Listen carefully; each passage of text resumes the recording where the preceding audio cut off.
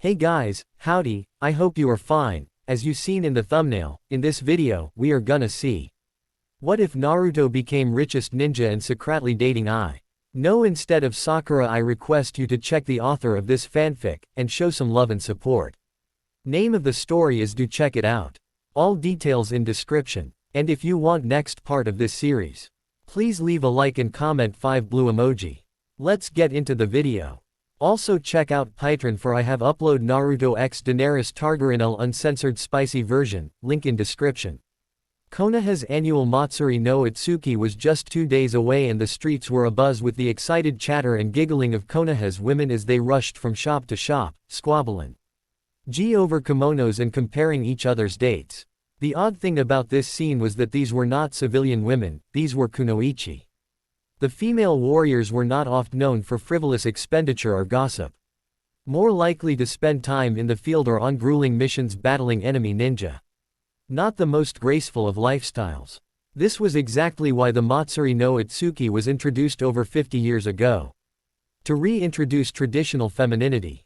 Some fought it. Some embraced it. It was a day that could pass for the equivalent of Valentine's Day, sans the love, celebrated every year on last day of September for ninja over the age of 16. The day would revolve around one romantic date that the kunoichi's escort would be responsible for planning. Often the women would wait for a shinobi lover or friend to ask them. But it wasn't uncommon for a kunoichi to choose a civilian escort. A nice idea, but like all traditions, this one evolved into something a little less symbolic.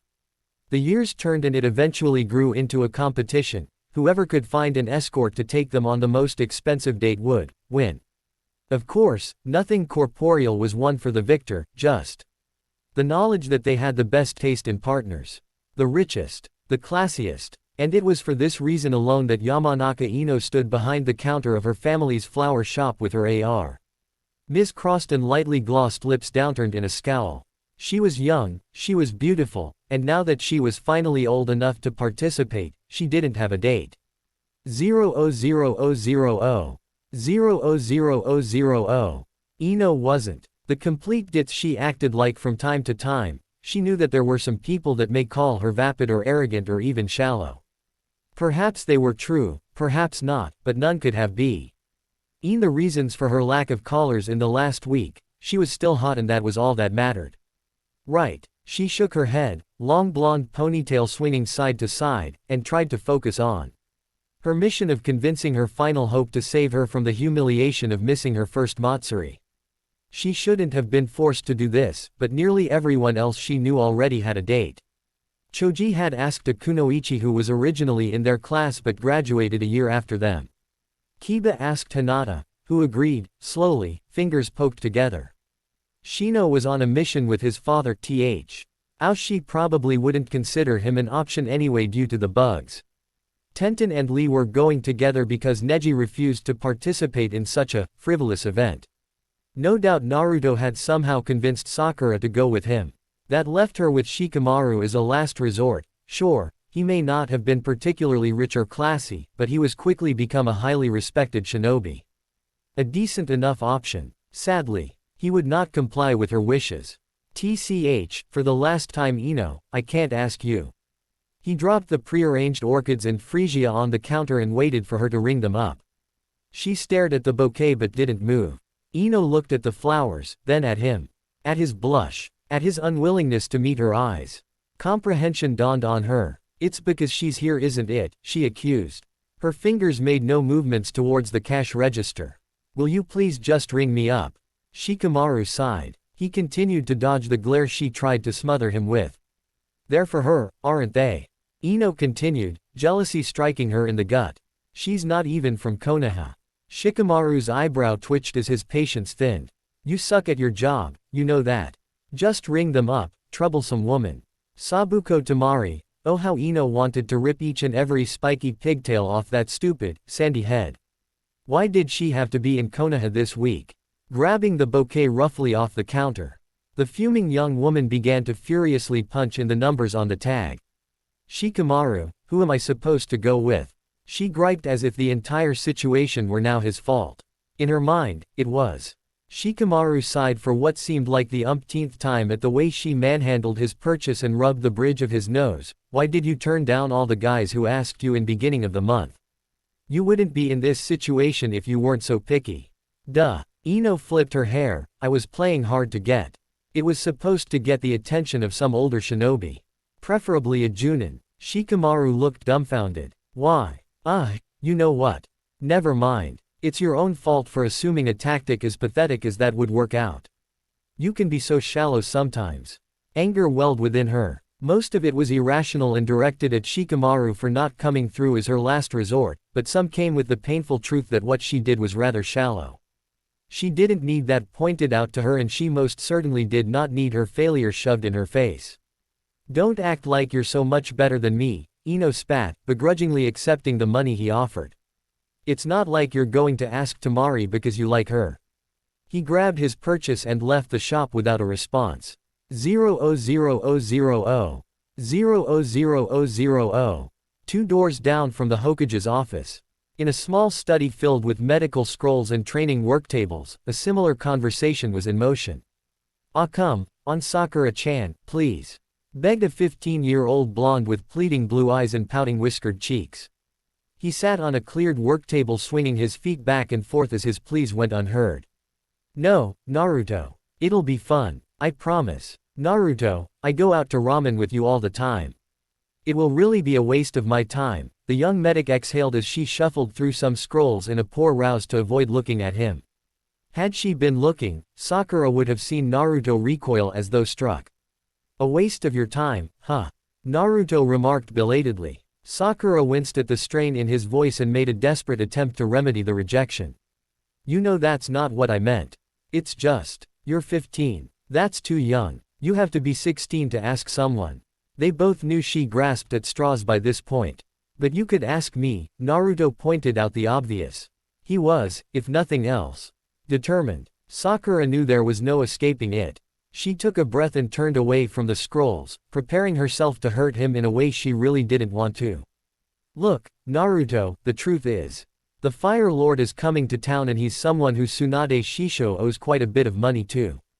And, well, as the Hokage's apprentice I kind of promised her I'd let his son take me out for the Matsuri. She did feel bad for rejecting Naruto like this. She knew it wasn't fair for her to be out having a good time, for the rest of their class to be out on dates, while he sat at home, uninvited. But this was a festival originally created for Kunoichi. He could survive one night by himself without nagging her to get ramen with him or to try and wrestle in another hour of training. Honestly, it was just one night. I see. Naruto's exuberance from earlier had dulled. The son of the Fire Lord would probably be able to take Sakura on the best date money could buy, which was exactly what he thought she deserved. He knew he didn't have a lot of money, and he knew he wasn't the most charming of guys or the best looking. He knew he didn't have a lot to offer a girl for a festival such as this. How could he compare to a noble when the entire point of the holiday was to take the girl out on the best date possible? Well, if it will make Sakura-chan happy, I'll be happy, he declared. His eyes were closed and his lips were strained at the corners. It wasn't the most sincere of smiles, but his teammate appreciated the effort all the same. Thank you, Naruto. She reached out and lightly touched his arm, for understanding. I'll make it up to you, alright. Naruto opened his eyes in shock at the unexpected contact. He tried to control the blood rising to his cheeks, but it was hard with the way she gazed at him in such a caring manner. He had only seen her look at Sasuke like that before. He cleared his throat and turned his eyes away from her. Right, well, I better get going. Got a lot of training and all that. He hopped off the table and quickly maneuvered around his teammate. Have fun on your date, Sakura-chan. He gave her a wave over his shoulder and slipped out of the room. Sakura bit her lip as the door glided to a close, unable to squash the guilt in her gut. Oh, Naruto. 00000.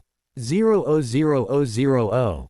Naruto stuffed his hands in his pockets as he strolled out of the administration building. That certainly hadn't gone as planned. He frowned, thinking back to certain parts of the conversation. Did she honestly think he would take her to Ichiraku's on a date? Even he had better sense than that. Girls liked surprises. And wasn't he known for being the #1 surprising ninja? A flash of purple drew his attention away from the depressing thoughts.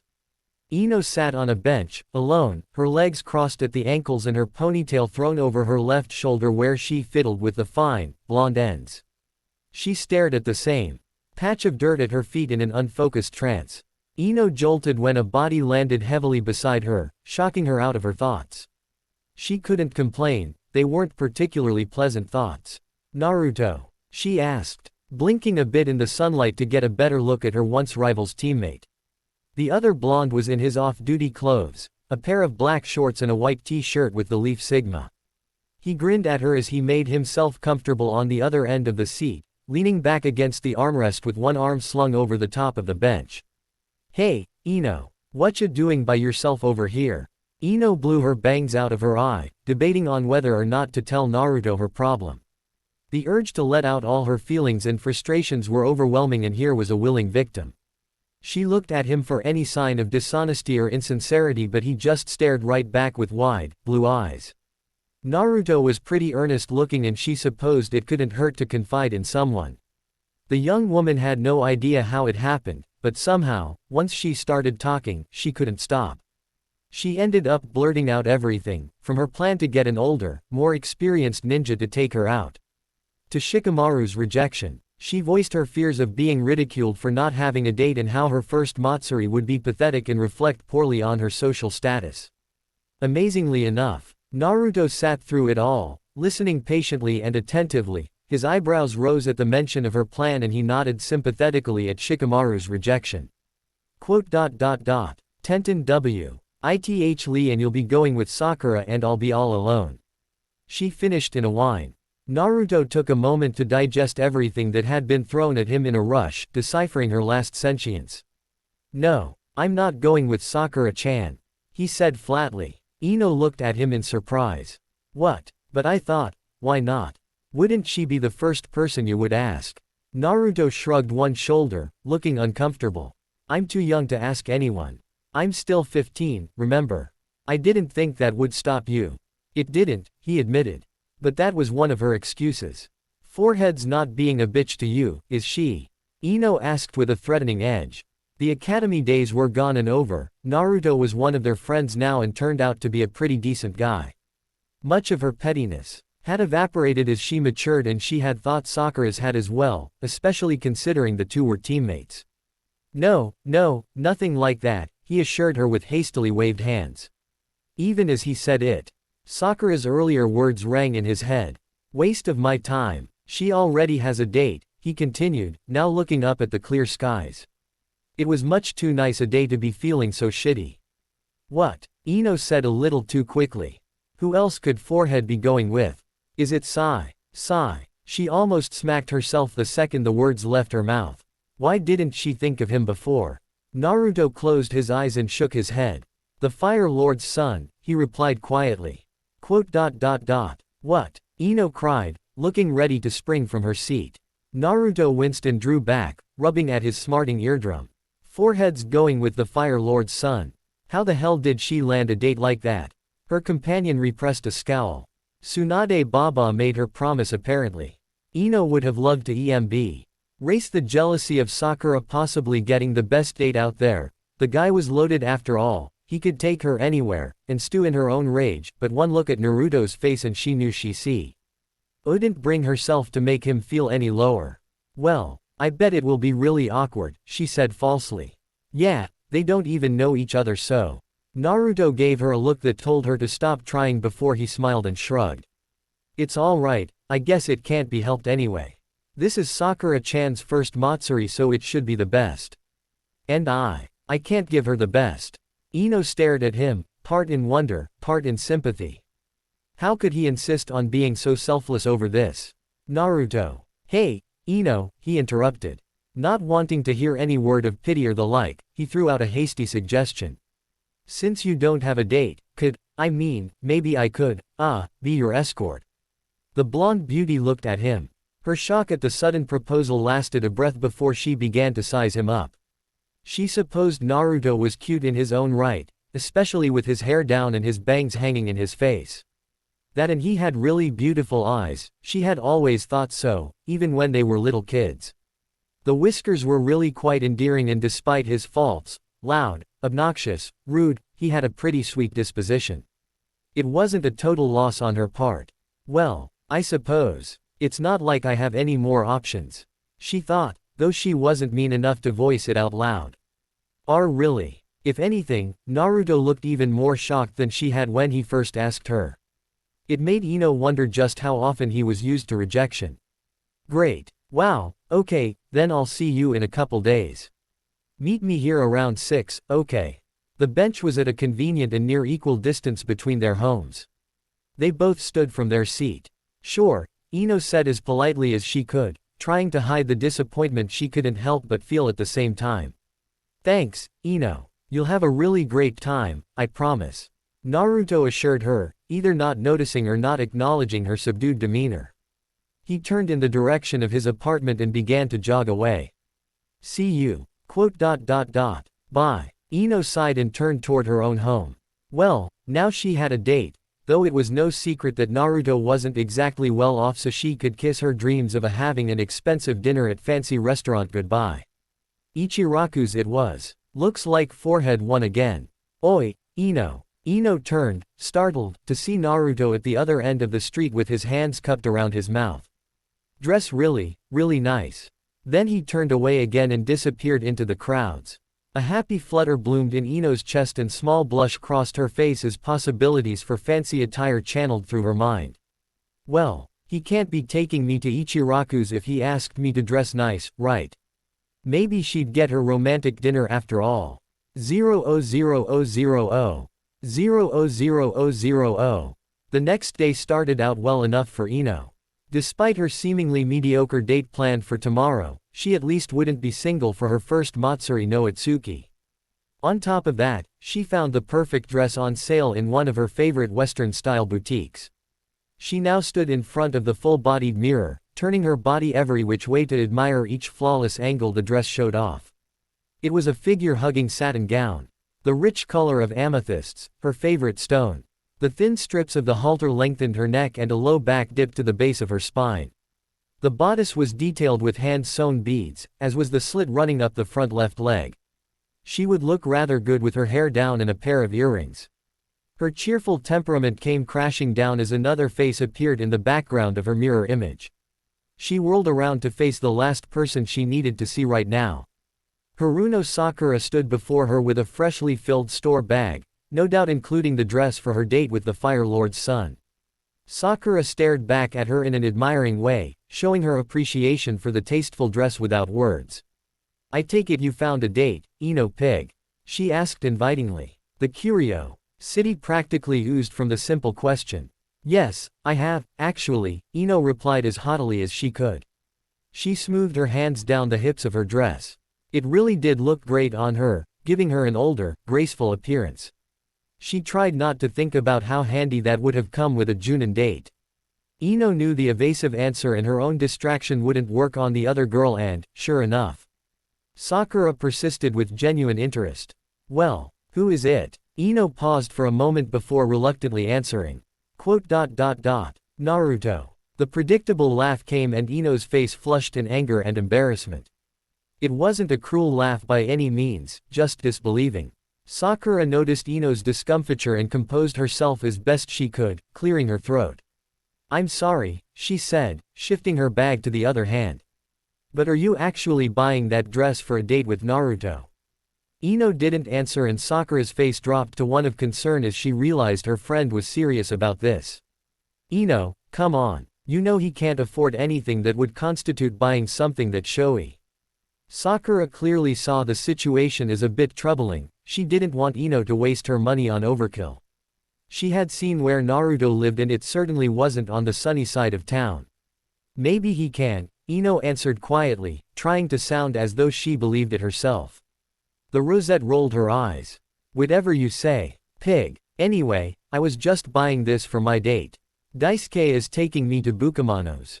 Can you believe it? Ino schooled her face into one of indifference, internally wincing at the blow. Bukamano was the most expensive, well-to-do establishment in Konoha. The perfect place for a romantic dinner. How could she ever beat that? On a first-name basis with the Fire Lord's son, now. she lightly stated. It was hard to act so nonchalant when she felt worse and worse by the second. Yeah, Sakura smiled. He's really nice, actually. Not as snobby as I thought he'd be. And not bad looking either. Ino continued to examine herself in the mirror but didn't really register anything in the reflection. Her heart ached for some reason. She knew Sakura wasn't trying to be mean. But it hurt all the same when her failure was, unintentionally or not, rubbed in her face. Just like with Shikamaru. Sakura frowned when Ino appeared to be ignoring her. Her eyes fell to the dress again and she bit her lip. Well, I guess I should get going, Sakura said a bit awkwardly, perhaps realizing that her bragging was not appreciated. She turned to leave the boutique. Ah, good luck with tomorrow. But if I were you I'd save the receipt on that dress. It had been a long time since Ino felt the urge to cry over something as petty as boys. She could only hope that Naruto would pull through for her. 00000. 00000. September 30th had arrived and Konoha was alive with festivity. Restaurants up and down the roads were packed, the park walkways were filled with strolling. Couples and tickets of all shows had been sold out for hours. Yamanaka Ino had watched as pair after pair of finely groomed couples passed her by on the same bench she occupied only 2 days ago, some wearing traditional garb. Others wearing more modern styles. She looked ravishing in her own mauve gown. Her hair had been left down to frame a face lightly touched with makeup and a pair of dangling purple earrings complemented the long, pale neck shown off by the dress. Around her shoulders lay a silvery, silk shawl to give her some protection from the bite of the fall air. Despite her picturesque beauty a scowl contorted her image. Her legs were crossed, one long shapely leg over the other, and a high-heeled foot jiggled in irritation. He was 3 minutes late. Sorry. No sooner than, she thought it did the boisterous blonde himself arrive, running up the street and panting as though he had run across town, which he probably had. Ino jumped to her feet, fully prepared to berate him for making a lady wait. When her voice died in her throat. Naruto. She couldn't believe she was looking at the same orange-wearing idiot who was the dead last of the academy. She had never seen the scruffy teen well-groomed. Like her, Naruto went the modern route in attire.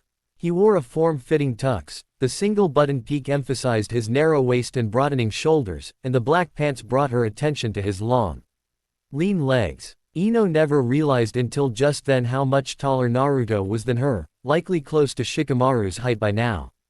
The navy tie knotted at his throat made the sapphire of his shining eyes jump out and, did he brush his hair? The one and only, he grinned. You look great, Ino. I like your hair down. It's very sophisticated. Ino blushed at the compliment. For the first time she found herself very excited for tonight. Shall we? Naruto offered his arm in the imitation of a perfect gentleman. The smile wouldn't leave Ino's face when she light Y wrapped her arm around his and they walked away from the center of town. It looked like her first Matsuri no Itsuki wouldn't be a complete bummer after all. Heads turned as they made their way among the public and she could only imagine what a couple they looked like. Maybe they were both a little overdressed compared to several of the escorted kunoichi, but that could only mean they were going somewhere high class, right? So which restaurant are you taking me to? Ino asked blithely, now able to enjoy the crisp autumn air that whipped around them as she breathed freely. Huh? Naruto seemed confused by her question. Is it Bukamano's? She guessed, though even as she said it she knew it wasn't true. Still, it was nice to fantasize about. That was where Sakura would be going after all. Maybe she would see them and see the sort of arm candy Naruto could pull off. Then forehead would be the jealous one. Then again, maybe she didn't want to run into Sakura. Maybe the Fire Lord's son was rich and really good looking. The fantasizing woman was broken out of her thoughts by Naruto's next unsettling words. We're not going to a restaurant. Ino stopped walking. She jerked her arm away from him. What? She shrieked. What do you mean we're not going to a restaurant? Naruto stopped as well, his confusion dissipating at her overdramatic reaction. He knew exactly why she sounded so upset. After all, Ino was a girl about competition and knowing her she wanted something better than what his teammate was getting. He wasn't stupid, he knew he was a last resort for the popular young woman, and he was fine with that. But surely she knew what she was getting into when she accepted his offer. Did she honestly expect him to be taking her to Bukamano's? Come on Ino, you know I can't afford that. Her face contorted to one of disappointment and rage. She took his proclamation of poverty as a sign that they weren't going out to eat at all. Naruto. Then why did you have me dress up? She wasn't about to admit that she bought the dress for this very occasion. Not to him. Not now. He laughed in the easy manner in which he grabbed her hand, almost had her relaxing against her will. Hey, trust me, will ya? He spoke in a gentle tone that Ino had never heard from him before. She was sure Sakura had heard him speak so delicately, and possibly those kids he hung out with, the Kono Hamaru Core, and she was kind of glad he talked to her like that too. It had a comforting touch to it. Deciding to give him the benefit of the doubt, Ino went back to being led by his arm. They walked a bit further into more sparsely populated streets before Naruto broke the silence. So tell me, what's the one thing you wanted to do, if you couldn't be a ninja? Ino didn't answer at first. She too took the time to wonder at the strange choice of topic and gave him an incredulous look. Come on, he urged her. Taking it for small talk, she answered, well, I guess I always liked the idea of being a ballerina. Naruto smiled and nodded. You know, I can see that with you. Then it's settled. You're a ballerina. But you're taking a break from dancing for a while after a knee accident. He seemed very pleased with his little imaginative scenario, and Ino forced a wary grin. She hated not understanding what was going on in people's heads, especially being someone who specialized in such a thing, so people like Naruto, who were so unpredictable they were dangerous, tended to put her on edge. Naruto, what is this all about? He only smiled down at her mischievously. And I will be a firefighter. She couldn't help it, weirded out or not. Ino laughed. Naruto pouted. What's wrong with a firefighter? I'm sorry, but when I look at you, I don't see firefighter, she giggled, glancing him up and down for effect. He pursed his lips and tried to look annoyed. And what, pray tell, do you see? Besides sexy. Ino laughed again and gave him another good hard look. Truth be told, he looked innocent with his big blue eyes and pouty face. He just didn't have that hard image that firefighters had. But somehow, innocence suited him. Street sweeper, she answered after a bit of thought. He scrunched up his face and she could have sworn the whiskers twitched. Ah, come on, seriously. How about something with a little more money? Deciding to give him a break, she thought a minute longer. Occasionally glancing at him to get the best picture of what he would be doing. A merchant then, Ino decided at last. You're pretty charismatic, I bet you could be a good haggler. Naruto yanked his neck back to the sky and smiled wistfully. That could work actually. Jiraiya used to have me barter down hotel rooms for a cheaper price all the time while he was out getting research. I guess I did get pretty good at it. Ino bit her lip. She felt guilty at bringing up the topic, even if unintentional. It wasn't so long ago that the news of Jiraiya-sama's death reached the village, and Naruto had been hit pretty hard. The normally loud blonde hadn't screamed or cried or even cussed. Instead, he had taken it with a silent stoicism that had Sakura worried for weeks. In fact, if Ino remembered correctly, it wasn't until very recently did he return to his laughing, obnoxious self. Why do we need to do this again? She fished, hoping to draw away from the serious mood. A disheartened face like that just didn't look right on Naruto. Well, her date replied slowly, as if in thought. We're going to need temporary identities, but I suppose we can keep our names. Temporary identities. Ino repeated blankly, what? Are we going on a mission? No. Naruto grinned, he gestured with his hand to the long, dirt road in front of them. She hadn't realized how long they had been walking until she drew her attention back to the road. She no longer recognized where they were and vaguely understood it as the wealthy outskirts of Konoha. A place of large houses seated at the end of extensive walkways and spaced far apart with plenty of trees lining each branch off the road. Naruto led her up a small hill, where a large, white tent came into view. The sounds of laughter and music rolled out, and hundreds of little lights shimmered like fireflies in the approaching dusk. Despite the beautiful sight, Ino's earlier happy mood with Naruto vanished. There were only so many things that could be going on inside a tent, and none of them seemed classy in her mind. Naruto, she began testily, planting her feet in the ground in a refusal to walk any further. Did you have me dress up just to take me to a circus? Naruto burst into laughter, slowing his walk to bend over and put his hands on his knees. A circus. He gasped. Ino huffed and crossed her arms, not appreciating being laughed at.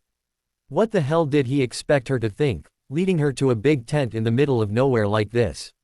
It took a while, but Naruto eventually calmed down after taking a few deep breaths and wiped a tear from his eye.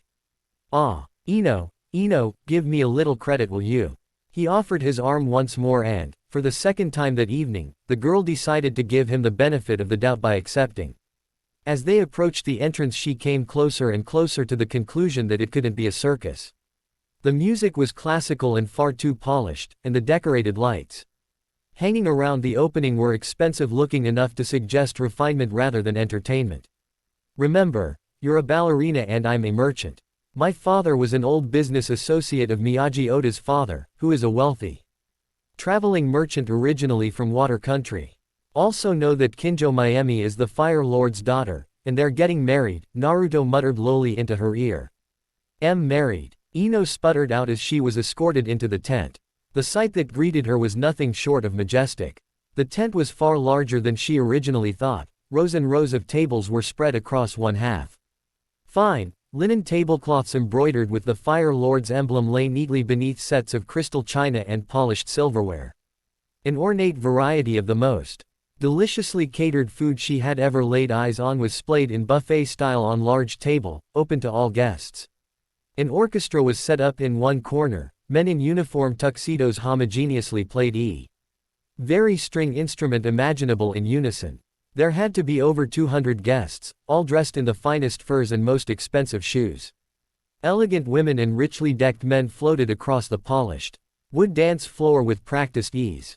It was like a dream ball from a fairy princess tale. Ino's face flushed with excitement and her eyes sparked against the dazzling chandeliers that somehow managed to be hooked up to the tent ceiling. Oh wow, Naruto. She gushed in appreciation. How did you ever get invitations to something this high class? Naruto snorted at the very suggestion. Invitations? Are you kidding me? We're here on principle only.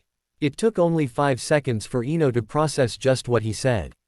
A sudden panic seized her and she gripped Naruto's arm with an iron hand, dragging him over to a more secluded area of the tent just before they reached the general crowd. What? Are you telling me we're sneaking in here?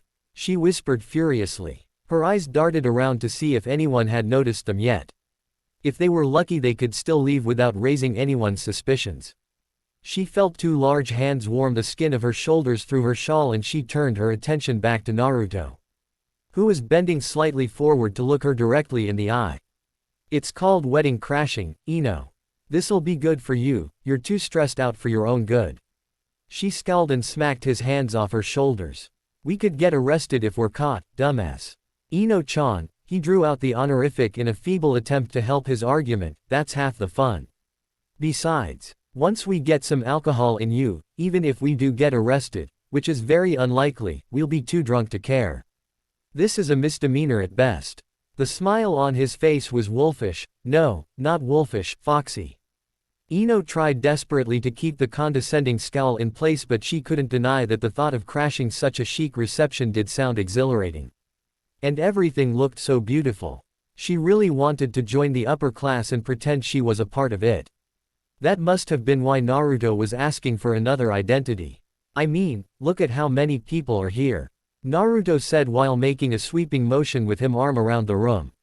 We look good enough to fit in. The wedding's over and I bet they've already done most of the speeches. Now it's just a free-for-all. Come on, let's mingle, let's dance. Alright, fine, she snapped, trying to stay aloft so not to give him the impression that he persuaded her, but if we get caught, then you can say it was all my idea. It was all your idea. Yeah, just like that, he praised her. She sputtered and puffed before he grabbed her arm and tugged her into the activity of high society. Let's go, I don't know about you, but I'm starving. As if in response to his suggestion her stomach released a low growl. She blushed at its rudeness. She hadn't eaten in at least 5 hours. Yeah, good idea. They arrived at the main buffet table and took a moment to admire it in spite of their hungered state. Ino almost couldn't believe that she was here eating the finest looking food with the wealthiest people she'd ever seen. Naruto had already jumped into the line and began piling as much food as he could onto one plate. Shaking her head, she followed his example with a bit less enthusiasm. After a bit of searching, they found a clear table with an ornate candle in the middle and a full bottle of champagne. "All right," Naruto crowed, popping the cork and pouring decent amounts into 2 crystal glasses seated upside down on the table. "Naruto, you're still underage," Ino teased. She accepted the glass he poured nonetheless. Just getting some food into her system seemed to loosen her up a great deal. "Huh," he said mockingly. "I've probably drank more alcohol than you've ever seen, little girl." "Oh really?" Ino scoffed, never one to back down from a challenge. "I highly doubt that. I'm He one who's of age now. You're still the only one of our age group who's not legal yet." As expected, Naruto's face dropped to one of annoyance at the reminder. "You only turned 16 a week ago, if I remember." "Yeah, but for the last year I've been going to the Tonto Shinobi bar almost weekly," she boasted. It was true, too. She and the girls frequented the bar since they turned 15, as it was the only bar that would serve underage ninja. "I used to work in a bar," Naruto countered, and Ino looked at him, startled. Ah, fresh faces. The duo was startled out of their playful banter by the new voice overhead. "I don't believe we've met. I'm Narita Yasuo, a benefactor of the Fire Lord. And you are." The man who introduced himself was tall and thin, looking to be around the age of CXTY, with gray hair pulling at the temples, a neatly pressed kimono, and to top it off, a monocle. Naruto stood from his chair whilst trying to remember everything he knew about appropriate behavior.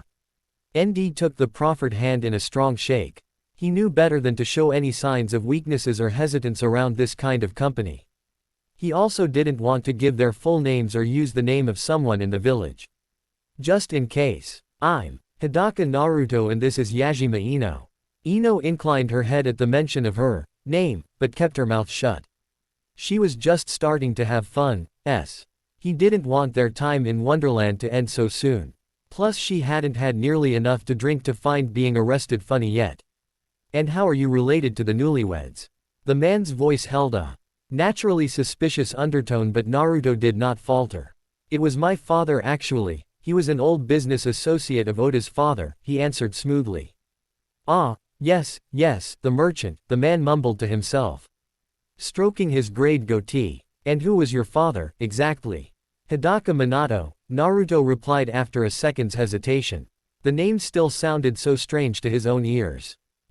Never heard of him," the older man said haughtily.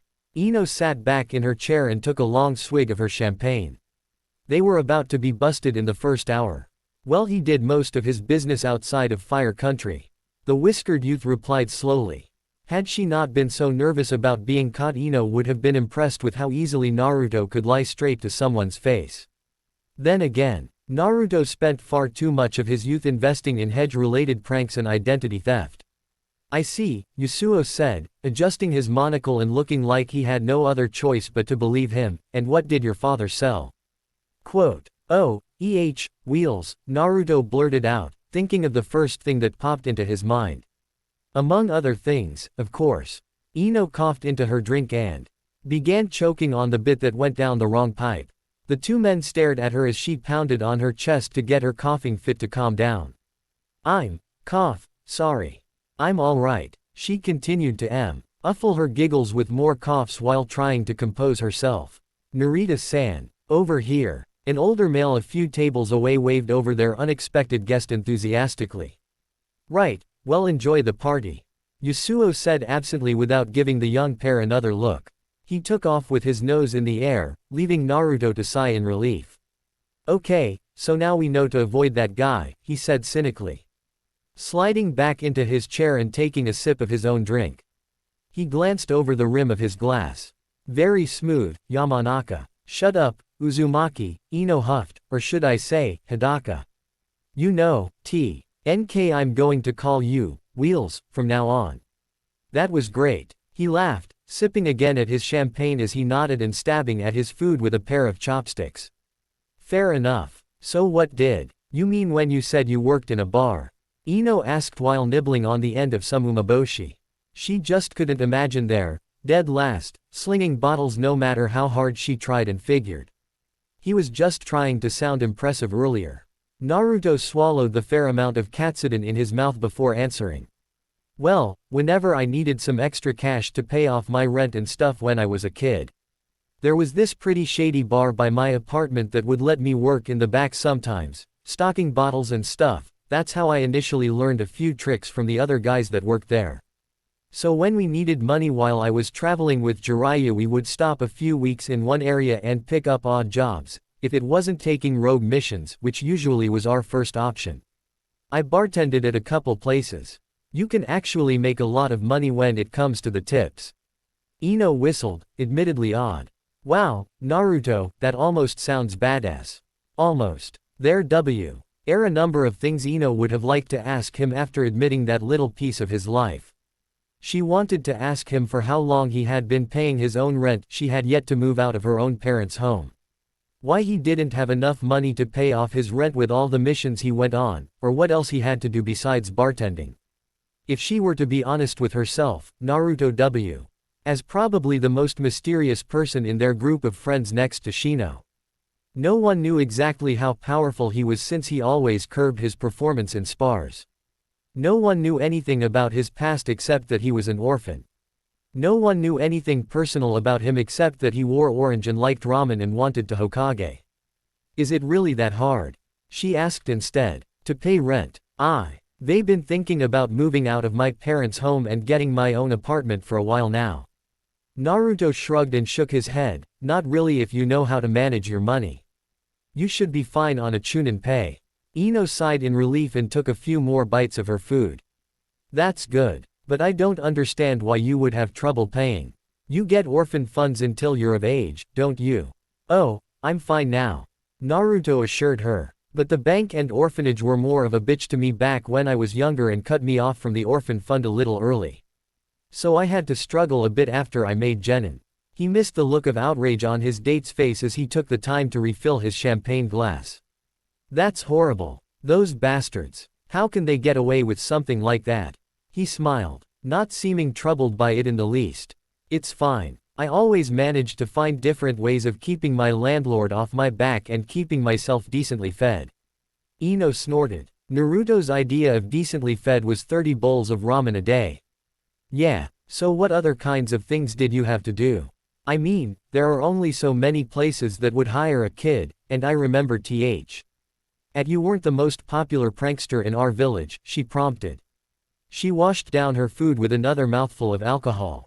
The tips of Ino's ears were hot and the buzz of surrounding conversation relaxing. She didn't even feel guilty about prying into his life like this or bringing up potentially hurtful topics. Though, as she watched Naruto take a sip from his own glass, she had to admit that he didn't seem to mind so much himself.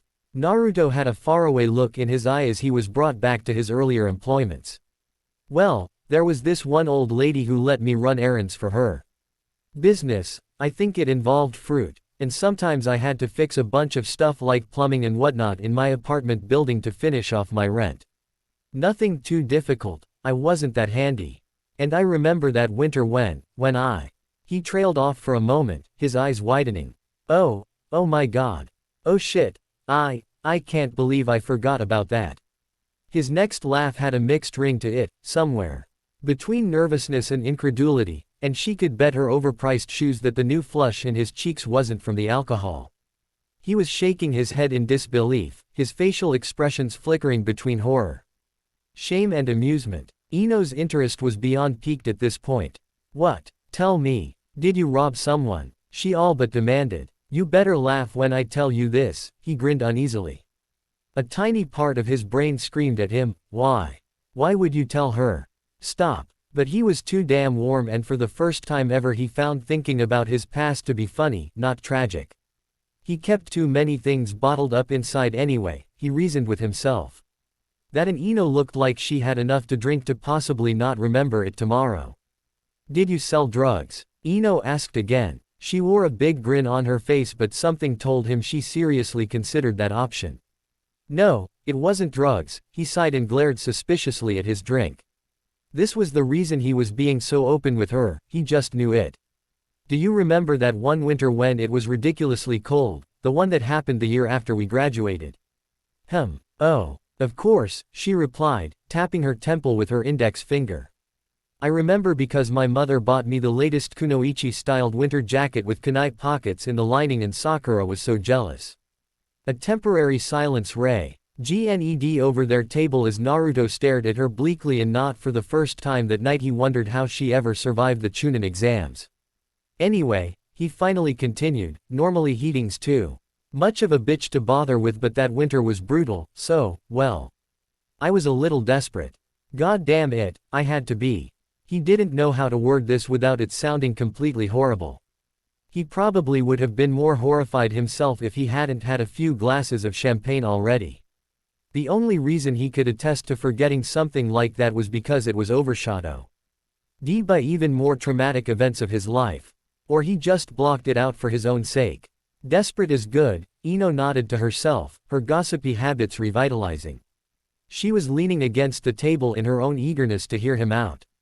Desperate is juicy. Naruto felt like smacking himself, but he was afraid he would miss his own head. Why couldn't he have kept his mouth shut in the first place? You promise not to tell anyone? He asked her quickly. She glowered at him. Stop building the suspense, dope. I promise I won't tell, just tell me.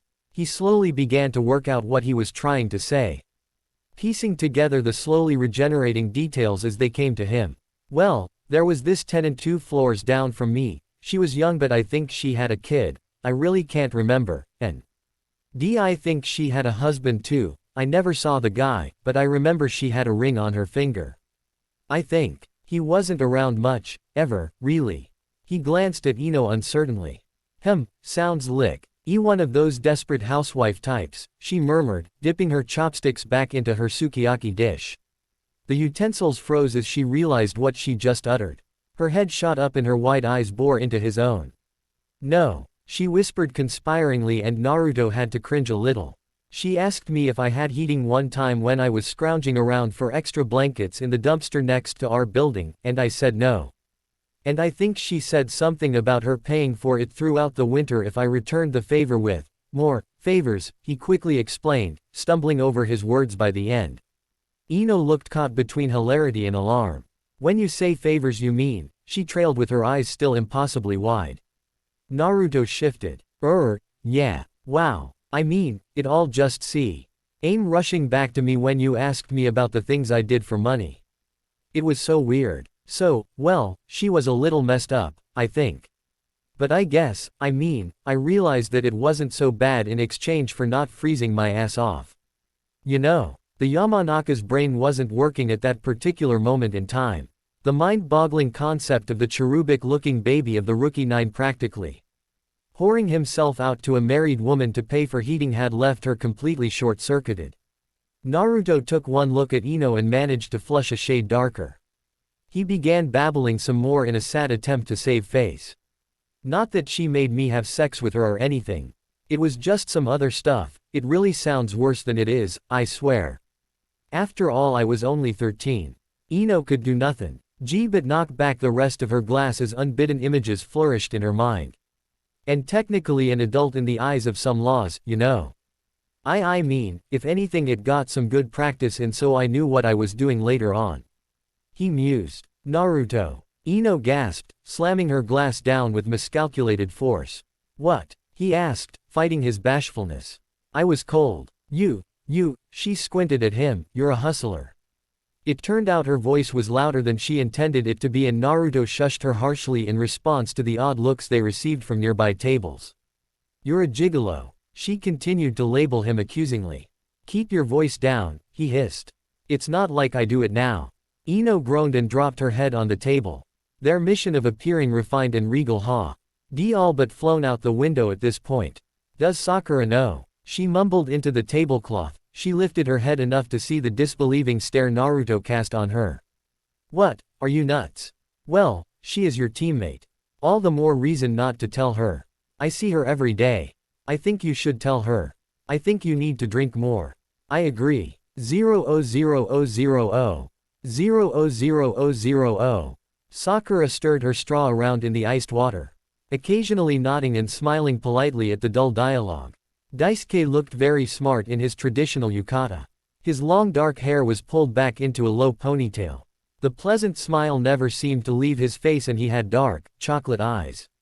He seemed quite fit for someone who wasn't a shinobi, and while she found him nice to look at, Sakura really didn't care about the commerce history between Fire Country and Tea Country. She'd rather drink her tea than worry about where it came from. Bukamano's was a beautiful atmosphere, it lived up to everything she had ever heard about its reputation with its embellished decor and flawless service. The food was great too. The menu had enticed her with a wide variety of classy dishes that were prepared to perfection. She glanced around at the other tables, recognizing a few faces here and there, but noting that none of her friends managed to get into the esteemed restaurant. She supposed it was something she could boast about later on. But at the moment she couldn't help but feel self-conscious. She came from a middle-class lifestyle and hadn't been exposed to such aristocracy before. She felt strangely alienated. Her thoughts strayed to Naruto and Ino, and she idly wondered how they were doing. Did Naruto bring Ino to Ichiraku's? Did Ino actually wear that dress? She stole a look at her rambling date and sighed. Even if they weren't at Bukamano's, her friends were bound to be having more fun than she was. After all, Naruto was a fun guy. He probably had something else planned besides just Ichiraku's. She really shouldn't have told him that he was a waste of her time. That wasn't what she meant at all and came out sounding pretty bad. She would have to apologize again to him after. Sakura-san. Oh, sorry. Sakura blushed and sat up straighter. She couldn't believe she was caught ignoring him. And thinking about another guy, no less. She gestured to the murals coloring the walls. I'm just still so amazed by how beautiful this place is. I can't believe I'm actually here. It was a nice save on her part, if she did say so herself. It's all right, he declared with a wave of his hand. It's my pleasure to take such a beautiful, young kunoichi here. A light blush blossomed across her face, enhanced by the unique color of her own hair. He really was quite charming outside the politics. Thank you, she replied. Feeling a bit guilty at this point. She needed to shake her self-consciousness and try to enjoy herself a little more. Music broke through their slightly edgy convo. Ursation and she looked over to the small stage set up against a wall of the restaurant where the quartet began to play a slow, beautiful song. Would you like to dance? Her head snapped to the young noble at the suggestion and she let out a small squeak. What? 00000. 00000. Do you want to dance?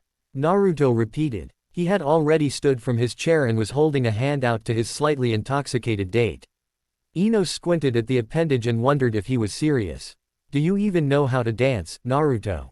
She asked suspiciously but allowed him to pull her to her feet at any rate. She took a moment to steady herself when the room went for a couple spins around her head upon standing. Only one way to find out, she heard Naruto say before he tugged on her arm to get her moving. He led her across the hardwood floors, weaving between dancing couples. Though she left her shawl on the chair, her arms and shoulders now completely exposed, Ino felt very warm. She knew her cheeks were a little flushed at this point. She could feel the heat radiating off of her face, and she began to find the smallest things ridiculously funny. Like that Yasuo guy and his monocle. She realized they stopped walking once Naruto lifted one of her hands to be held with his and lightly let his other rest on her hip. Don't crush my feet, she threatened, to which he only grinned cheekily. Needless to say, Ino was shocked when she found herself being moderately well guided across the floor. She only knew what she remembered from basic kunoichi training back in the academy, and it was probably the only reason she was able to follow his movements at all. Where'd you learn to dance? She asked. She used to have dreams about dancing across the floors of a royal ball, all dolled up and with the hand. Some Uchiha Sasuke holding her tightly him in his arms as the other girls of her academy class watched from the sides in jealousy. Now, in reality, it was Naruto who held her, doing a not bad job of leading her. And she found herself unable to find complaint. Even in her imagination Sasuke's face remained impassive, but Naruto actually smiled and had those lovely, expressive eyes, and had a way of making people feel like they were special just by paying attention to them. Just yesterday she was worried about the knucklehead taking her to Ichiraku's, and here she was at the Fire Lord's daughter's wedding reception. Dancing away in a fairy tale setting with the dead last of her graduating class. Said, dead last, gave her that disarming fox grin. Jiraiya took me all over the place, he explained readily. From the red light district to palaces. I picked up some things everywhere I went. Yeah, like a venereal disease, she asked wryly. He laughed with a bit of sarcasm and surprised her. By spinning her quickly and then dipping her. She shrieked none too quietly and clutched his shoulders for support from the sudden movement. Ah, Ino. Naruto lightly chided. You better not sass me while I'm leading you. Don't try and pull anything on me, Uzumaki. I'm not that drunk, she warned him half-heartedly. Though even as she said it she had trouble trying to keep her balance. How many glasses of champagne had she had? He laughed again, and lifted her back to their previous dancing position. A few surrounding couples sent them amused looks. It wasn't long before they had relaxed a bit more into their dance. Her elbow was crooked at his shoulder with her hand splayed across broadest part of his back, she could feel the muscles twitching under her fingers as he danced. His paw, LM had gradually inched to the base of her spine, pulling her closer to his hips. Ino realized that their proximity was the closest they had been all night, probably their entire lives if she were Hun. Est with herself, and it was more obvious than ever that Naruto stood taller than her now by a good 3 or 4 inches. The hand that held hers was large and warm and surprisingly soft for a ninja's. He smelled nice too. She frowned at the direction of her thoughts. Sure, Naruto was attractive, she recalled him being secretly voted best eyes among the kunoichi of her class, of course saying any thing out loud would have been social suicide at the time, and his increasing resemblance to a certain former Hokage had more and more people talking. But she certainly was not going to make a move on him tonight.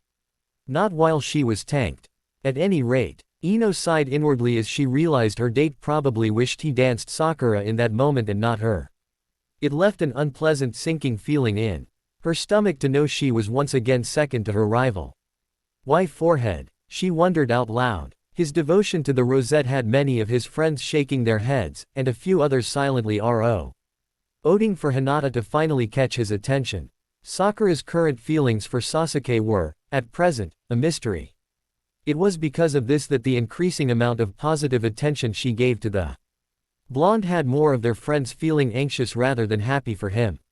Naruto had somehow managed to worm his way into the hearts of everyone who got close to him, and no one wanted to see him get hurt. If Sakura was the one to hurt him, even if unintended, the girl would suddenly find herself on the receiving end of quite a few cold shoulders. Ino's included. For all her suddenness, Naruto did not seem all that surprised by the question. You know, sometimes I think I'm still trying to figure that out myself, he replied honestly. He had tried not to focus too much on his pink-haired teammate that evening. The thought of her out with another man, a better man, in his opinion, left him feeling slightly ill. He was glad that she got what she wanted, the best date possible, but that didn't stop him from gulping down a mouthful of champagne every time she popped into his head. For the smartest kunoichi of our class, that girl can be so stupid sometimes, Ino nodded sagely. She quickly stopped moving her head as it only brought to her attention how delayed her actions were becoming. Common sense can't be learned through books, Naruto added. Sai is proof enough of that. Oh come off it, he's not that bad, is he? Naruto leaned back to give her a dead look. Ino, he's more interested in my penis than you. Her face warmed at his mentioning of his own piece of anatomy and Ino pie. Careful attention to keep her focus on the hollow of his throat. Let's not talk about Sakura, he continued, oblivious to her discomfort. She's probably having her own good time. Besides, tonight is about you. Right. Those few words were just the right thing to say and had automatically lifted her spirits. Ino never hesitated with her hearty, right. The next song came on with a much faster tempo and their pace picked up along with it. They spun around, their movements becoming a little sloppier as their bodies absorbed the alcohol in their stomachs. Although Ino trailed after a bit of thought. Naruto glanced down at her, turning their bodies to avoid colliding with another couple, and saw an impish gleam in her eye as she peeked coyly up at him. You could always look at it T's way. Once she opens her damn eyes you'll know how to keep her happy. The words seemed innocent enough and it took him a moment of turning them over in his mind to interpret what she implied. Oh, ha ha, this is very true. But seriously, you can't say anything to anyone. I'm pretty sure the only reason I told you was the sheer amount of alcohol I've already consumed. As if to prove her similar inebriated state, Ino laughed far too loudly. Oh come on. Every woman loves a man who knows how to use his tongue. Naruto's face reddened as the agreeing sound of giggles from several nearby women reached his ears. Their dance partners shifting uncomfortably but amused nonetheless. Ino. Yeah, she brushed him off. Don't worry, I'm not that much of a bitch. Okay, I won't be that much of a bitch to you. But only because you're starting to grow on me, Blondie. Well, I'd appreciate that very much, he replied as cordially as the alcohol burning through his brain would allow. I'll have you know I'm making an honest living now. Ino couldn't help herself. Yeah, one that doesn't involve prostitution. Ah, he cried, his pride suffering under the term. Don't call it that. Ino ignored his whining and shook her head at the more than disconcerting information that she found strangely easier to accept as the night wore on. Seriously, Naruto. I don't know whether to cry for you. Hunt down this woman and drag her to court, or laugh my ass off. Please choose option C. The young woman giggled some more and stumbled a bit over Naruto's feet. Forget wheels. I'm gonna call you prostitute from now on. She snorted. Naruto tried to manage an annoyed look to dissuade her from such an action, but it probably looked more like he was pouting if her increase in giggles was any indication. Anyone who knew Uzumaki Naruto and Yamanaka Ino also knew that the two blondes were talkative by nature. Add some alcohol and some laughs and they were chatting with any nearby Upal unfortunate enough to be within hearing range. I kinda wish we will be found out now, Ino confided in him as they began their fifth dance. The balls of her feet were starting to ache in her heels. She would have to stop soon and have another glass of champagne. I think going to jail would be hilarious. Naruto was about to agree to a similar state of intoxication when his back collided with another's, knocking him and his dance partner apart. Sorry about that, he said as he turned around. He cut himself off as he found himself staring into the slightly unfocused, gray eyes of Miyagi Oda. The bride and groom of the wedding had stumbled to their own stop and were staring at the younger pair in surprise. Oh, hello, Naruto called cheerfully, completely unfazed by the significance of the couple whose dance he ruined or the possible consequences that could follow. I'm sorry. We've had a bit too much to drink. We should apologize as well, the radiant Miami laughed while rubbing the side of her arm sheepishly. We must have slept through those, don't drink and dance, lectures. We've had a bit too much ourselves. Well, you should. It's your wedding, Ino insisted eagerly. She was talking to two of the most important people in Fire Country, who cared if they were thrown out in a few minutes. It didn't seem like their night was about to be cut short when Oda smiled winningly at them. How are you enjoying the reception? He asked. His voice was deep and smooth, judging by that and his appearance she would have had to guess he was in his late 20s. Oh, it's beautiful, Ino praised. It's just like out of a fairy tale. I told my father that I wanted nothing less, Miami chirped with a wink. Had either of the teens been a little more sober they might have been. Surprised at the easygoing attitudes of these high-class individuals. Naruto caught the darkening blush on Ino's cheeks and trailed her fixated gaze to Oda's tall and lean form. He was a handsome man with his dark eyes and wavy auburn hair, extremely rich and influential, and tailored in the finest clothing. In other words, he was a girl like Ino's fantasy man. The Jinchuriki smiled lightly to himself. He knew that despite her stronger characteristics, Ino still had her girlish, whimsical side, just like Sakura did. Maybe it was a girl thing, but he did say tonight was about her, so it couldn't hurt to try. I'm sorry Miyagi-san, but do you mind if I cut in? It's been ages since I saw Miami Heim here, she probably doesn't even remember me, Naruto asked with just the right amount of bashfulness. Oda glanced at his new wife as though looking for permission. He might as well get in the habit before giving a single, jovial nod and stepping back to allow a partner switch. Have fun. Naruto's warm breath tickled the shell of Ino's ear before he relinquished his hold on her hip and moved to take up with the Fire Lord's daughter. Ino blushed as the handsome and older Oda took her by the waist and led her off in their own waltz. Naruto smiled at the barely contained excitement in his friend's eyes as she was whisked away and turned to his attention to his new dance partner. Ma. Emi smiled at him in a way that told him she knew that his request had less to do with her and more to do with his friend's happiness. So, Naruto, he supplied, slowly beginning to lead her around the floor.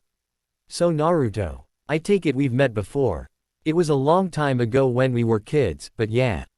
My father was doing some business at the palace about a decade ago and took me with him.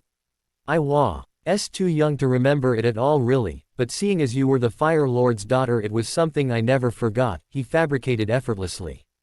Lying was so much easier when he was drunk, proba. Bly because his conscience was all but drowned in ethanol. Ah, well that would make sense. There are so many people going in and out of the castle that I hardly remember any of them.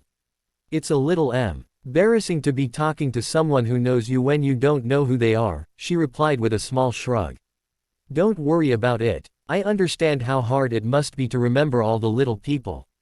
They made small talk through the next 2 songs. Naruto told her about his fictitious merchant life and Ino's non-existent dancing career, and in return Mayemi shared humorous stories about Da's first attempts at wooing her behind her father's back. When the orchestra announced that they would be taking a short break they decided to call it quits and return to their original partners. Well, Mayemi Haim. It was a pleasure dancing with you. Now I have another memory to hold on to. I wish you the best with your marriage and hope you enjoy your honeymoon, Naruto bowed respectfully. She smiled beautifully at him, looking every bit the picturesque, blushing bride. Thank you Naruto-kun. You're very sweet, and not a bad dancer. Ino-san is very lucky to have you as a boyfriend. Without giving him time to discredit her assumption, Mayemi glided away from him in search of her husband. Naruto watched the young woman in the regal white gown disappear into the crowd before he shut his mouth and shook his head bemusedly. Figuring Ino would find him soon enough, he headed back to their table and refilled their champagne glasses. He had a great buzz going on and he didn't want his abnormally high metabolism to kill it just yet. Naruto spent the next couple minutes sipping his drink and observing the surrounding company, taking note that the tent on a whole became much more animated. Over the last hour as people got more and more into the party. Feeling a bit hot, he shed his jacket, leaving him in a collared, button-up shirt loosely tucked into his belt. It was fortunate that he had set down his drink for the task. For no sooner had his jacket been lain on the chair did a torpedo strike him from the side, nearly taking him down in a fierce hug as 2 slender arms wrapped around his waist. Thank you, thank you, thank you. Ino squealed into the thin, white cloth of his back. He looked down at her, both amused by her excitement and a little embarrassed by her affections. Naruto, she exclaimed breathlessly as she pulled away. Do you realize we were both dancing with royalty? Yes, he answered simply as he hesitantly lowered one of his arms to her shoulders. Why do you think I did that? I saw how you were practically undressing the poor guy with your eyes. She slapped his stomach playfully. Shut up. I was not.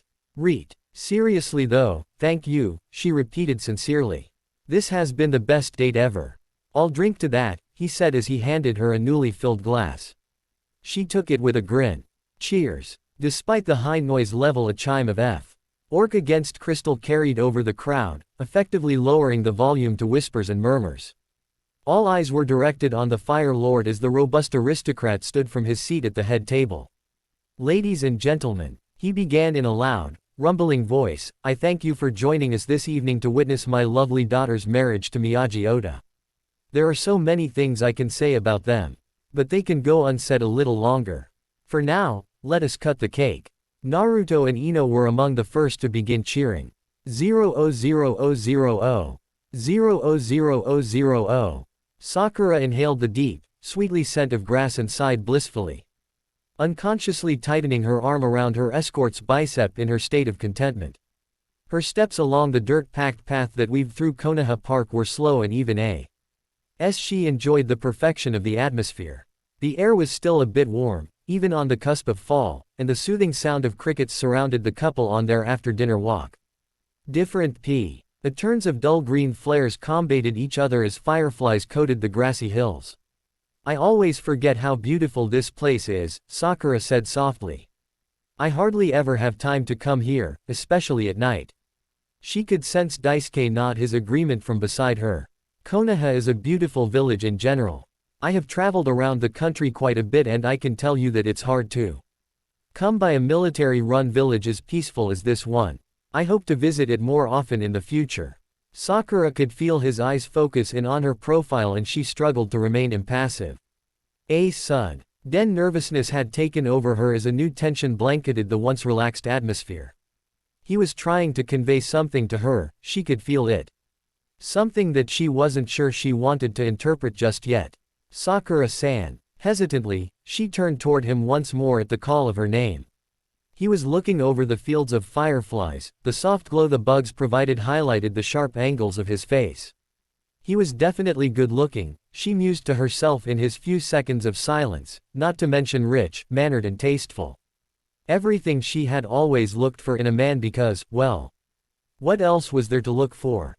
Daisuke turned to face her, poignant, dark eyes drawing her into the very core of the brown irises. They were quite dark, she realized, soaking in light rather than reflecting it. I'd like to thank you for allowing me the pleasure of taking you out tonight.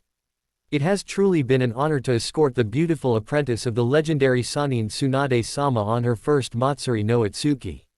He bowed to her as he finished his short speech of appreciation. Sakura's heart was pounding as a degree of formality and praise was directed at her like never before.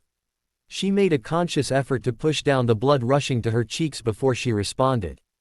Oh and no, really, it's me who should be thanking you, she insisted once he straightened from his short bow. Tonight was beautiful. I never thought I would ever get to experience such a tasteful date, and with the Fire Lord's son, no less. So thank you Daisuke-san, for everything tonight. Sakura preformed her own gratuitous bow, knowing it was only appropriate to appear humble in such a situation. It was a bit surreal, the amount of formality that came with Daisuke. She wondered if she could ever adapt to it. The soft pads of fingers, ones that had so obviously never been exposed to training, pressed against the underside of her chin. Her head was lifted, her bow released, and Kinjo Daisuke leaned in to steal a kiss from Haruno Sakura. 00000. 00000. A few miles away, leaving the margin of Konoha's boundaries, another couple enjoyed their own leisurely walk. The streets had emptied by that UNG oddly hour and they were left with only the light of street lamps and the moon to guide them back across town. The young duo seemed to have no regard for who they woke up as they laughed and joked in loud voices, occasionally bumping into each other in play. Ino hadn't felt this good in years. She felt free and careless and childlike again as she walked along the cool pavement with her bare feet. Her shoes swung by the strap of their heels in her right hand while her other was amicably clasped in a bigger, stronger set of fingers. The rest of the wedding had been wonderful. After the bride and groom had cut the cake and smashed their pieces in each other's faces, the father had gone on with his speech, giving Naruto and Ino more time to guzzle some more alcohol to wash down the overly frosted desert. More dancing followed. Then the time came for the Oda and Mayumi to ride off into the night in an ornate horse-drawn carriage. Just before entering the carriage, Mayumi threw the bouquet of flowers over her shoulder. Unfortunately it sailed right over Ino's head and landed in the arms of one of the groom's cousins. Ino's petulant pout was wiped from her face when Naruto approached her some baby's breath that had fallen out of the arrangement in the throw. He tucked it behind her ear, causing the 20th blush of that night to arise on her cheeks. They left soon after, not wanting to push their luck with the thinning crowd. It would be a long walk back but neither seemed to mind. They had reached a companionable level over the night as they slowly built upon their rocky relationship from the academy days. Now they were no longer on opposite ends of the social ladder. Naruto's growth in power and skills coupled with Ino's lack of hindering boy fanaticism had erased the initial impressions they used to carry. With a little help from the alcohol they were able to recognize kindred spirits. There was nothing romantic about the joined hands swinging back and forth between their bodies. It was simply a relaxed gesture between friends.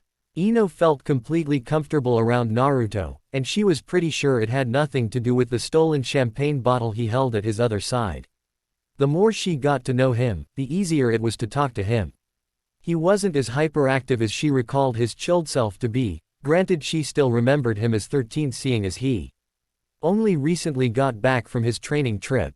He was funny but easygoing, devious yet honest, making it easy to just talk to him. The conversation throughout the entire night had been great as they see. Auntie Nude building up on a long overdue friendship. Just now they took turns asking general but personal questions and comparing answers. Alright, first kiss, Naruto asked when his turn came around next. Ino hesitated for a second before she turned her head away from him as she answered. Kiba. Naruto planted his heels in the ground and, in turn, jerked her own arm to a stop. Kiba. He squawked. As in Inuzuka Kiba. This high, brown hair, smells like dogs. A mix between an embarrassed smile and a scowl molded Ino's face into something far more amusing and Naruto began laughing. Oh shut up, Prostito, she snapped good-humoredly. She tugged on his hand to get them walking again. We were 10 and it was spin the bottle at my birthday party. I was just following the rules. Naruto poked her. Hey, you can't say anything. I won't, Ino waved him down. I'm probably going to have a good cry over it when I sober up. Well, don't do that. Then I'm going to find her and, Ino swung her shoes in the air. Don't do that either. Anyway, Kiba, that's hilarious. Do you think he'd remember it? Of course he would, she sniffed, throwing one end of her shawl around her neck with an exaggerated flair. It was probably the best kiss of his life. Probably the only kiss of his life, Naruto muttered, taking a swig right out of the champagne bottle. How about your first kiss? Ino giggled. Naruto heaved an overdramatic sigh and made a show of thinking long and hard, giving the impression that he was tasked with rifling through many memories. Tanaka Amy. He answered slowly after his moment of thought.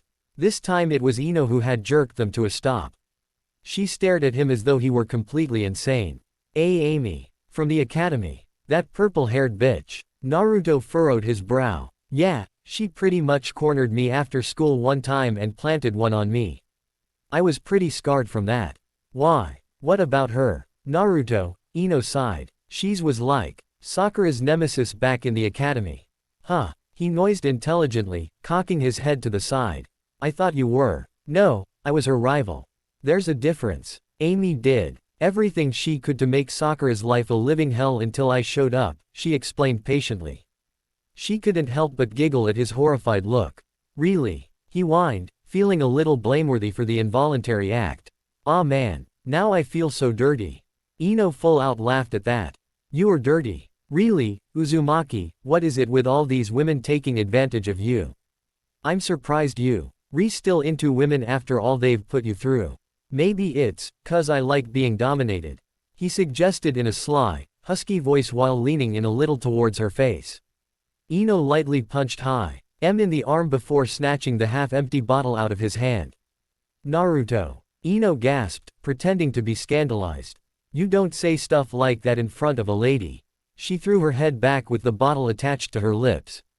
Gulping down a few mouthfuls of the addictive fizz, she let out a small belch and wiped the back of her arm across her mouth. All right, it's my turn, she declared. Best mission. Ha. Tora the cat. Of course, Naruto quipped before stealing back the bottle. Bah, I eat cats for breakfast. Ino griped, both at losing possession of the alcohol and the memory of that damn cat. Oh, how she hated that cat. I eat your mom for breakfast. Quote. The two stared at each other before both breaking out into obnoxious laughter. Ha ha ha ha ha ha. 00000. 00000. Sakura gently slipped her shoes off her feet prior to walking through the darkened entry room. She somehow managed to stumble her way up to her bedroom in a daze as her mind replayed those last few moments in the park. She kissed the Fire Lord's son. She hadn't even realized what had happened at first, it was all so fast. 1 minute she was thanking Daisuke and the next she had his warm, slightly chapped lips pressing gently against hers. The kiss was innocent enough, lingering just long enough for her to gather her wits and return the pressure before he slowly drew away with a smile. Years from now, she would be telling her children that she kissed the Fire Lord's son.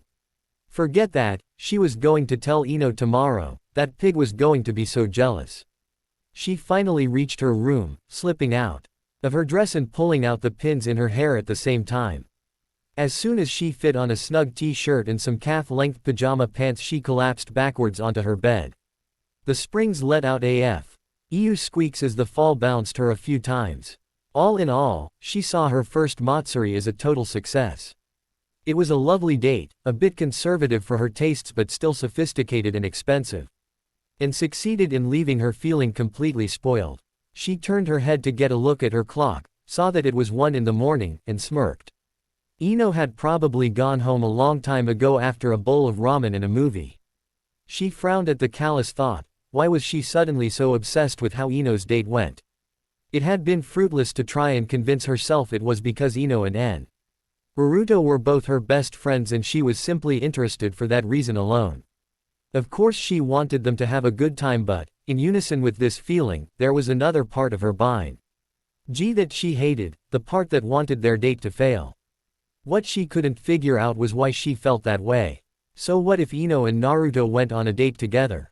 It's not like it would amount to anything. She couldn't be jealous. Could she? Just as she was about to brush the idea off, as ludicrous, unreasonably strident laughter penetrated the thick glass of her windows. What was more, she knew those voices. Sakura scrambled up from her bed, nearly knocking the comforter off the mattress in the process, and slipped out onto the small balcony attached to her bedroom. Looking down over the sea, Emmett Guard showed her 2 hysterical figures trying to catch their breath.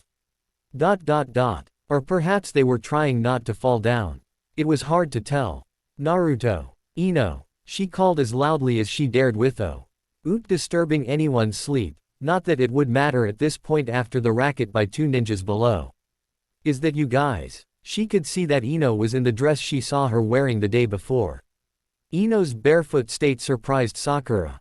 Normally something her friend would have considered too unhygienic. The Mind Walker usually advocated the pain for beauty theory. Naruto surprised her even more. She had never seen him in anything Western formal before, and even with the jacket tied around his hips she could tell he wore a suit by the slightly wrinkled, half-buttoned white shirt and dress shoes. Sakura frowned as her mind pieced together everything the scene had to offer. If he had dressed up, then that meant he really did take Ino somewhere nice. Ino squinted up when she heard her name, not even registering the shadowed figure 2 stories above them. Who's Naruto? She asked while pointing to the boy himself. That's Way, Wheels, ha. Sakura blinked. What? Naruto wasn't even paying attention to the girl at his side. As soon as he saw Sakura his eyes alighted and he waved furiously at her. Just in case she hadn't already seen him. Sakura-chan. Hi. Sakura held back. The urge to slap a hand to her forehead at the sheer volume of his voice. Something told her any reprimands she imparted on the pair would be lost on them. Naruto, what are you doing out here? She asked instead. He looked at her and then looked around as if just noticing where he was. I'm bringing sexy back. And once again she was forced to watch the unfortunate sight of Naruto and Ino falling all over each other in laughter. Sakura made a face. Really, did Ino have to run her hand all over his chest like that? She couldn't comprehend why they were acting so familiar with each other when they hardly talked outside of missions. Furthermore, she couldn't understand why she didn't like it so much. Perhaps it was because she herself had never gotten that close to Naruto, not as physically as Ino was at the moment, and he was her teammate, damn it. A sharp pang struck her chest as she realized she had never even hugged him. And now that hussy is all but dry humping him in the middle of the damn street. The more provocative portion of her personality internally complained. The dim amber glow of the streetlights had illuminated their faces enough to reveal the familiar ink she often saw on her master's face whenever Shizune had the day off. It was then she noticed the green-glassed bottle in her teammate's hand. Are you too drunk? She accused more than asked. She was rewarded with more laughter. P.S. Puli's forehead, Ino giggled as she slowly dragged the bottle towards herself. Unfortunately, Naruto wasn't ready to let go, and her actions only say RVED to bring their bodies closer together. I eat this shit for breakfast, lunch and dinner. Yeah, Naruto agreed without even knowing what he was agreeing to. Sakura-chan, you should come down and play with us. Ino began laughing some more. Clearly she thought the word play was the greatest thing since sliced bread. Sakura could feel her mood worsen. An unpleasant sensation resembling nausea churned in her stomach, and she knew it had nothing to do with the food she ate earlier. She couldn't deny it anymore, watching Naruto and Ino interact as though they had been lifelong best friends. Enjoying a date filled with laughs and antics rather than manners and refinement, left her jealous. Damn it. Go home you two, and keep it down. You're being rude, Sakura growled before briskly running to her room and slamming the slider door shut with such a force that it rattled the glass. She stayed there for a moment, her back pressed against her wall as she tried to control her emotions. She shouldn't be feeling this upset. What was wrong with her? Why did she want to pull Ino's hair out of her stupid, blonde head and punch Naruto's dumb, grinning face halfway across town just for having a good time together? Why did she feel so betrayed? Sakura threw herself face first into the sea of pillows and plushies that surfaced her bed, burying her nose into the cool cotton to help keep the burning anger at bay. She didn't want those idiots ruining her first Matsuri. She didn't want to think about what she might have missed out on if she hadn't been so hell-bent on getting the richest guy to take her. Or agreed so quickly when Tsunade asked her to go with Daisuke. She didn't want to regret yet another decision made for superficial reasons. She wanted to forget those two and focus on the better parts of the night. She just wanted to succumb to a dreamless sleep that was free of anything blonde-haired or blue-eyed. Sadly, it was not meant to be. Hey, where the hell are we going? She heard Ino ask from the other side of her window. The blaring voice echoed through the deserted streets with an obnoxious tenor. I dunno, I was following you. 00000. 00000. Much to the chagrin of one middle-aged Yamanaka Inoichi. The Yamanaka flower shop was becoming more of a hangout for teenagers rather than a professionally run business. Each day he found himself subjected to the tea-tearing and giggles that carried through the wall of their house attached to the side of the shop. Currently his daughter worked the register and, judging from the accompanying voices, Haruno Sakura, Nara Shikamaru and the Tsuna ambassador were the visitors of the day.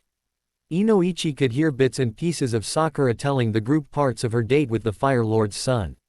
The man had to suppress an eye roll. It must really pay off to be an apprentice to a legendary Sannin. When Inoichi had first heard the Uzumaki kid was taking his little girl out for her first Matsuri, he couldn't help but feel a little bad for her. Not that he wanted her going out on dates in the first place, but he did want her happy, and it was no secret that the boy wasn't exactly financially endowed. Therefore, the Mindwalker found himself completely caught off guard when Ino greeted him that morning looking a little worse for wear but in the highest of spirits. Whatever that kid had done last night, it had definitely pleased her. Sakura had just finished her account of her Matsuri date, omitting the encounter with Naruto and Ino at the end of the night. She was perched up on the register counter with her GS swinging back and forth as she observed Ino bustling about the greenhouse. Shikamaru and Tamari were both seated on a bench by the shop door. Temari's head rested comfortably on the shadow wielder's shoulder and, as a result, a light blush was just barely visible on the young man's cheeks as he tried to play it cool. Wow. Tamari whistled, impressed by the end of the account. You kissed the Fire Lord's son. Sakura gave her a victory sign.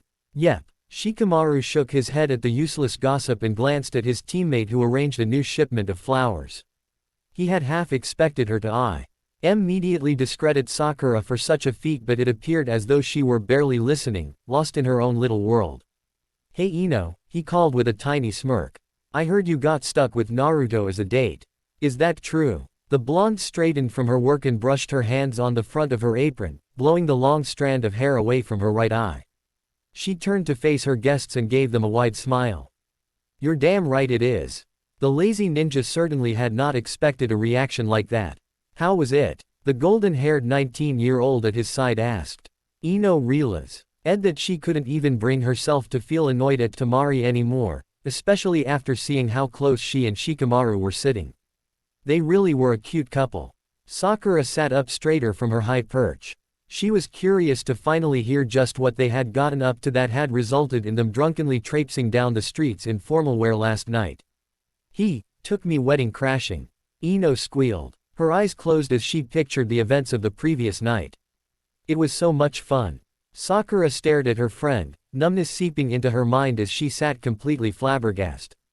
After hearing the last explanation she could have expected, Shikamaru as well was stunned into silence. He could only blink at his teammate as though wondering if he had misheard. Temari's head shot off of his arm. Wedding crashing? She questioned. Yeah, we snuck into the Fire Lord's daughter's wedding. Can you believe it? We got so trashed off of just champagne, by the end of the night we're telling a different lie to every person we bumped into. Ino babbled on in an excited rush. It was clear that she was just waiting for someone to ask about her date. Shikamaru snorted a short laugh and scoffed. Well, he is the most unpredictable ninja.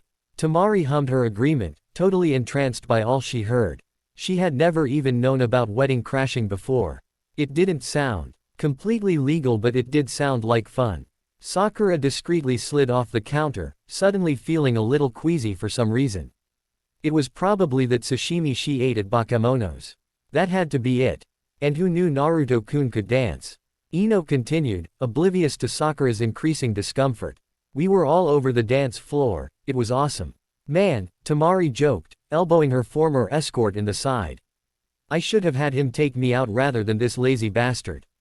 TCH. Troublesome, Shikamaru muttered, conveying his annoyance with his flat tone, though his irritation may have been directed at Temari for her suggestion. Ino for her incessant chatter or Naruto for unintentionally having him suffer under both. He realized his teammate probably wasn't even listening to either of them as she continued talking. And then we bumped into the Miami and Oda, that was the bride and groom, and he got them to dance with us. So I was dancing with Oda and he was, like, with Miami and, hey, forehead, where are you going? Sakura was caught halfway through her sneak towards the exit. She glanced at her three friends and bit her lip. I gotta go. I have another shift at the hospital I don't want to be late for. This was a lie, of course. She didn't think she could handle the strange and unpleasant feelings of envy and jealousy that churned in her stomach. Ino shrugged, buying into it. Alright, see you later, forehead. I wanna hear more about your date with that Daisuke guy later. Sakura waved a hand absently behind her head as she hurriedly left, the bell on the door jingling in her wake. She let out a deep breath of relief as she escaped the confinements of the greenhouse. Already the uneasy sickness was starting to clear and she could begin to properly dissect her recent weird behavior. So it turned out Naruto had taken Ino out to crash the Fire Lord's daughter's wedding and they had had a great time. The young medic began the slow walk down the busy streets of Konoha, hoping that the loud noises would drown out her own thoughts. Sadly, she couldn't help but wonder about all the things they had done at this wedding. It sounded like they had so much fun. They got to dress up, mingle with high society. And Naruto took Ino dancing. What was more, all throughout Ino's boasting, Sakura couldn't help but think that it could have been her in Ino's place. Even so, Daisuke had been at the wedding ceremony earlier that day, he told her as much. She could have gone to the reception with him after, but instead. Still, Sakura had the richest, classiest guy take her out for her first Matsuri and she had no reason to complain. And Ino went out with Naruto, the cheapest guy she knew. Ino had spent her night around the same kind of people Sakura had, the only difference was that she had a guy like Naruto to turn a normally reserved experience into a fun one. Instead of sitting straight and placing their napkins on their laps, they were laughing at the pompous attitude of the other guests and guzzling down alcohol, sharing stories and laughs while she had to listen patiently to topics she was unconcerned with. Her feet had taken her to the central street in Konoha where the Ichiraku ramen stand was. She stopped and faced the tiny stand that Naruto frequented, her gaze unfocused as her mind revolved around her teammate. The image of him laughing, his shirt partially unbuttoned, his arm around Ino as they loudly joked about things she had no idea of flashed before her eyes. That sickness returned full force and Sakura finally realized what it was that she was so afraid of. She was afraid of another special guy walking out of her life for someone else. Sasuke left her on a cold bench to follow Orochimaru and pursue Itachi. She took comfort in knowing she wasn't alone in her pain as Naruto had lost a brother and best friend in Sasuke. But what if Naruto left her for Ino? She couldn't spend all her time with Sai, it just wouldn't be the same. She and Naruto had been through so much together. No one got her quite like Naruto. She only wished that she could understand him as well as he seemed to understand her. It will really be a waste of my time. She closed her eyes, cursing herself for her insensitivity. Talk about foot-and-mouth syndrome. First chance she got she was going to apologize again. A thunderous explosion sounded to the far west, followed by the cause of a dozen birds flocking from the trees in terror. Tremors ran underfoot, rattling carts and scaring the villagers. It was obvious who were the ninja in casual wear by the numb of people who immediately dropped into a defensive stance under the possible threat of being attacked. Sakura squinted against the bright light of the afternoon, from over the tops of the buildings. She could make out a huge pillar of smoke cloud over Training Ground 27. There were only so many people she knew who could make a jutsu that destructive just while training. A powerful jump enforced by perfectly controlled chakra sent Sakura darting across the rooftops to the hazy area around the training ground. By the time she landed in the cleared grounds, much of the unsettled dirt had dissipated, giving her a clear view of the destruction. Nearly the entire acre of the training area had been transformed into a deep basin. Some of the trees around the edges of the crater had been uprooted. And tipped in the middle of it all was one Uzumaki Naruto. He was seated on the ground, leaning back on his hands in his obvious exhaustion. His jacket was thrown off somewhere to the side, leaving him in the fishnet undershirt. Tsunade's crystal gleamed against the afternoon sunlight as his chest rose and fell with each gasping breath. Despite his exhaustion, he had sensed her immediate arrival. "Heya Sakura-chan," he greeted her gaily. His voice was naturally loud enough to carry across the distance between them. Even from where she stood, Sakura could see his face was smudged with sweat and dirt as he gave her his squinty-eyed grin. She could also see him struggling to stand up so he could greet her. Something was paining him. Rolling her eyes, but concerned all the same, Sakura slid down the steep edge of the crater and made her way to him. "Don't get up, you idiot," she scolded him, though not harshly. "You've hurt yourself, haven't you? What the hell were you doing here?" Naruto's grin never left his face, even as sharp pains shot up and down the arm he hid behind his back. "Ah, come on Sakura-chan, I was just training." She reached his side and knelt down, raising her hand to check him out for any injuries that he undoubtedly had sustained. She was startled when he shifted away from her touch. "I'm fine," he hastily assured her. "How was your date with the Fire Lord's son?" Her smile faltered, but she pulled it up to answer him in an over-exuberant voice. "Oh, it was great. He took me to Bukamano's." "Wow, Sakura-chan, that place is expensive, isn't it? You're a pretty lucky girl." Naruto sounded completely sincere when he expressed his congratulations on her successful date, which only made her feel lower that she couldn't grant the same courtesy about his. "He treated you all right?" Sakura smiled warmly at the protective question, even though she knew that she could take care of herself. "Yes, Naruto, he did. Don't worry, he was a perfect gentleman." "That's good." Naruto nodded to himself. "I would hate to have to ruin Konoha's relationship with the Fire Lord by killing his son." Normally Sakura would whack his head and then giggle for his admission. But the mention of the Fire Lord made her remember his other child. "The daughter who was just wed last night. So I heard you had a good date with Ino," she trailed, averting her eyes to the ground. Naruto brightened immediately, the pain in his arm forgotten. "Oh yeah, it was awesome. We met a lot of cool people and the food was great."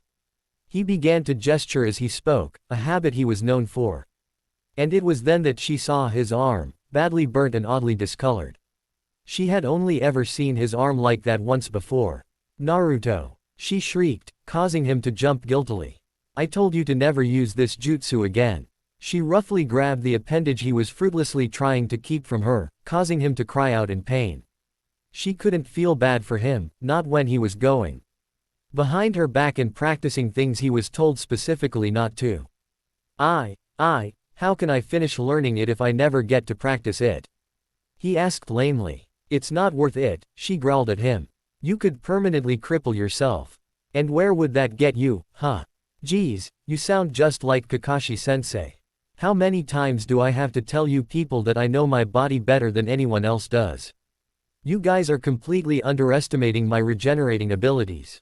She wanted to discredit that, to tell him that she and Tsunade-sama were medic nins and that they knew what was best, but Even as her healing chakra focused on the shattered bone in his arm, she could detect the tiny fissures slowly mold themselves back together of their own accord. And it was happening much faster than it had last time.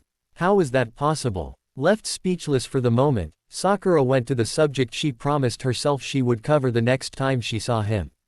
Naruto, I'm sorry, she forced out. Naruto blinked up at her in confusion and she struggled to elaborate. I'm sorry, that I said you weren't worth my time. You know that's not what I. Oh that. He cut her off with a comforting smile. Don't worry about that. I had completely forgotten all about it. Still, his words did nothing to reassure her. It didn't matter to her whether he remembered it or not. What mattered was how he felt when she first said it. He should never have to feel that kind of pain, especially not at her hands. The fact that he ended up completely proving her wrong over the matter only made her feel worse. You aren't. I didn't mean it like that at all. I just. Sakura, it's fine. I promise. Sakura nodded, running her fingers up his wrist to guide the healing. So, what? Are you with Ino now? Why, oh why? Couldn't she just shut up about that? Naruto's eyebrows rose to his hairline, the disgruntled undertone was not lost on him. No. Did she tell you that? He asked suspiciously. He liked Ino alright, but it was only one date. Well no, but, she sure has been bragging a lot today, she muttered contemptuously, tugging harder on the bandage she applied than she meant. He winced. Ino-chan's a really cool girl. He started, unaware of the saddened look in his caregiver's eye at those 5 words. I never knew because I guess I never gave her the time of day. Well, she never gave me it either but. He could sense her distress levels spike as he spoke and he focused in on her face. Sakura-chan. Sakura dropped her hands from his freshly bandaged arm and wrapped them around her elbows. Her bangs covered face, making it impossible for Naruto to discern what was wrong. It's okay if you want to be with her, you know, she mumbled, still refusing to look at him. Why? Oh, you two seemed to get along really well and you looked like you were really close last night. I don't know if you remember it but. She abruptly stopped talking when she felt her chin being lifted by soft fingers. Immediately, her mind took her back to the kiss Daisuke gave her after a similar gesture. Back then she was caught unawares by it, she didn't have time to feel anticipation or nervousness before she felt the boyishly chapped lips of a noble's on hers. Was that going to happen now? Was Naruto going to kiss her? Did she want him to kiss her? Her eyes slowly cracked open and she could make out a shadowed figure moving towards her face before closing them in anticipation. Something warm and soft touched the skin of her brow before drawing away, leaving a pleasantly cool tingle in its wake. Sakura, shut up. Huh. Her eyes fluttered open. Her stomach was doing flip-flops. Naruto hadn't pulled away that much, his face hovered just above hers and she could see the darker CKS of blue mixed into his cobalt irises. Their bodies were settled practically knee to knee. I think you think too much. The blunt words caused her to sit back on her heels in a huff. Humiliation welled in her breast once she realized that she had unconsciously leaned forward in anticipation of what Naruto was going to do to her. Well, I think you don't think enough, she countered automatically in her newfounded anger. She internally berated herself for getting so worked up over Naruto of all people. There's nothing going on between Ino-chan and me, Naruto said with a light chuckle, MP legally unfazed by her waspish response. His laughing only served to make her angrier. Sakura felt like he was laughing at her. For the last 2 days he had been on her mind, she couldn't even enjoy her date for constantly wondering what he was doing with Ino and if they were having fun and how close they were getting. She felt guilty for turning him down so harshly, accidental as it was, and she felt guilty for automatically assuming any date with him would be a waste of time because he was poor. But now she was mad for feeling such guilt. She was mad that he had so much fun without her and with Ino. She was mad that she had been so wrong about him. She was mad that he couldn't see how bothered she was by his date with Ino, that he had the gall to act so carefree when all this guilt and jealousy that she didn't even understand tore her up inside. She was mad that he might leave her like everyone else she cared about. Most of all, she was mad that she cared so much about him. Daisuke kissed me. She blurted out as the swirl of angry thoughts became too much for her. Her hands flew to her mouth the second she realized what she had just said. She wanted to hit herself for trying to cause him intentional pain, and just after she promised herself she would never do that to him. It wasn't his fault she was feeling so confused and irrational. She was the one who rejected him, she was the one who undervalued him. And all he ever wanted was to escort someone for the Matsuri no Itsuki. So why was she taking it out on him? Sakura fearfully looked up to see Naruto's reaction, still cursing herself for her short temper and irrationality. Naruto had leaned back on his heels just as she had and stared at her with an unreadable expression. "I'm sorry," she whispered to the hands in her lap. Shame filled her being at her inability to look him in the eye even as she apologized. She couldn't handle that same, kicked puppy, look he had when she dismissed him 3 days earlier, nor could she handle the look of resignation and heartbreak that she could now recognize as the same expression he wore when she asked him to bring Sasuke back to her 3 years ago. Just what had she been doing to him all this time? "That's okay," he said, and she wanted to yell at him that it wasn't okay, that he shouldn't let her treat him as she does. Before she could say so he continued, "Amy kissed me." Sakura was completely blindsided by this confession. It took a moment for her to recognize the name before a young, sneering face framed with short purple hair was brought to mind. She wa. Her exclamation was caught with an open-mouthed kiss. The mocking, brown eyes of her childhood antagonist faded from mind as her brain blissfully shut down. Butterflies erupted in her chest as the contact between their lips brought electrical currents coursing through her body in waves. This kiss was nothing like Daisuke's kiss. The young noble's kiss was innocent and chaste, a brief pressing of the lips in simple gratitude and attraction, while Naruto was insistent in his exploit of her mouth. He had started out with his mouth pressed open against hers, the hot air mixing, stifling their sense until they could feel nothing but each other. His tongue followed soon after, unrelenting in his mission to taste every part of her mouth, yet slow, careful and thorough. She was dizzy with the sensation, falling against his body as his arms crushed her to his chest. Sakura could tell he treasured this moment by the tender way he handled her, the very moment he had waited over 5 years for. His lips weren't chapped or weathered despite the daily punishment he put his body through, they were soft and caring. She hadn't noticed the rhythmic motions her mouth was drawn, nor had she realized that she had been pulled completely into his lap at some point. She straddled his thighs as he sat back, his arms wrapped around the small of her back as the heat from his thinly clothed chest radiated into hers. Her brain had yet to catch up with what was happening. Apparently her body didn't need its approval, leaving her completely enthralled with the man who held her. She could smell the sweat that clung to his clothing from hours of training mixed with a musk that was purely virile and the unique scent that belonged to Naruto. She raised her hands to his head and dragged her nails across the sides of his scalp, fingers parting the slightly sweat-damp hair. A primal growl erupted from his throat, vibrating from his mouth into hers, and he tightened his grip around her waist. She still couldn't grasp what was going on. Her inability to breathe properly had her suffering from a light head and disorientation. The feelings and sensations that had so abruptly burst forth from her rapidly beating heart kept any concept of reality out of her reach. Just when it almost became too much for her, Naruto slowly drew away, much slower than when he initiated the kiss at any rate. Sakura's eyes opened, and were finally able to focus on the young man whose lap she sat on. His lips were wet and slightly swollen and his face flushed. She could only imagine that she looked the same. For several seconds they did nothing but stare at each other as they tried to catch their breath.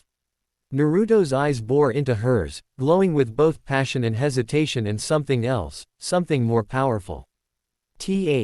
There had always been something about Naruto that made Sakura feel so exposed and, at the same time, accepted, and it was liberating. This is what she had been afraid of for so long. This is what she had been searching for. This is what she had been waiting for. She knew now that this is what she wanted. She didn't want posh and groomed, dark and pale, reclusive and mysterious. All of last night's Sakura felt like she had to constantly try and impress Daisuke, impress the company around them, just like she spent her entire childhood trying to impress Sasuke, Ino, the other girls of her academy grade. She didn't want a brooding mystery. She wanted a bright enigma. Someone she could unravel with time to discover one delightful surprise after another. She wanted energy and light. She wanted someone she could interpret. Someone who wore their emotions on their sleeve so she could respond accordingly instead of constantly guessing. She wanted someone who made her feel like a better person rather than feel like she had to try and be one. She wanted Naruto. Sakura must have sat in thought for too long because she could feel Naruto shift uncomfortably under her. One look at his face told her very thing. He was afraid of what she would do now, but unregretful. Sorry, Naruto puffed, trying to keep a confidence in his voice that didn't match his eyes. I just couldn't handle the sexual tension anymore. I don't know. Maybe I was the only one who felt it. He averted his eyes to the ground, taking whatever comfort he could get out of the fact that she was still in his lap and that she had yet to hit him. Sakura didn't say anything at first. Instead she brought her hand up and he flinched back out of instinct. Her smile was delicate and perceptive as she tenderly brushed his bangs back from his forehead. At the feel of her touch he lifted his gaze to meet her own, insecurity shining brightly back at her beneath dark lashes. It was a vulnerable side he only allowed a very select few to see. His tough guy act was dropped around her and that was how he really made her feel special. He never faltered under the diminishing, harsh and cold looks of the villagers, or the put-downs of his peers. Or even in the face of death. But Sakura had seen Naruto cry in rage and cower. She had heard him whimper in pain and felt him tremble in fear. He allowed her to see him. Are you mad? Naruto asked in little more than a whisper. The anxiety continued to mount as her calculating silence prevailed.